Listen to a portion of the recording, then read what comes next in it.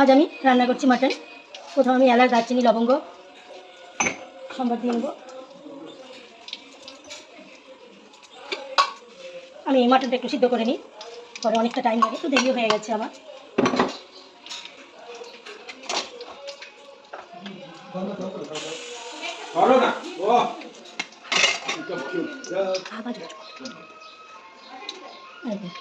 পেঁয়াজগুলো ভেজে নেব।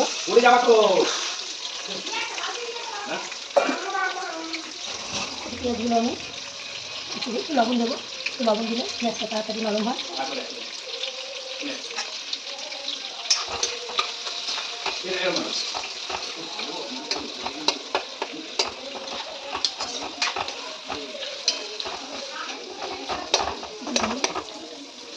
রং ধরেছে। এবার এর মধ্যে আমি যেহেতু বললাম মটনটা একটু আগেই সিদ্ধ করে রেখেছি, এবার আমি এর মধ্যে সিদ্ধ মটনটা দিয়ে দেবো।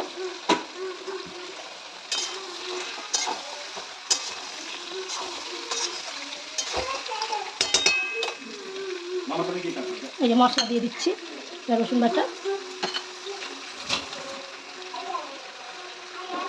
মানে আদা লঙ্কা বাটা। আমি মাংস নিয়ে বেশি মশলা দিই না।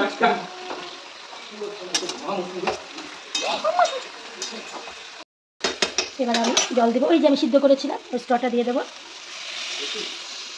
আর আরেকটু জল আমি প্রেসারে গরম করে রেখেছি। ঝোল না, মটন একটু পাতলা ঝোল না হলে ঠিক একটু পছন্দ করে না।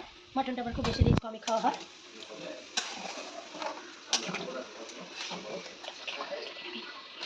এবার একটু ফুটলে ঘি গরম মশলা দিয়ে নামিয়ে নেবো। দেখুন রঙটাও ভালো হয়েছে।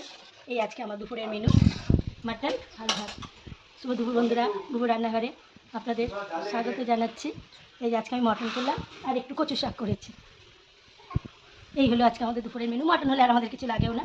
ব্যাস, আবার অন্য দিন অন্য রেসিপি নিয়ে ততক্ষণ টাটা।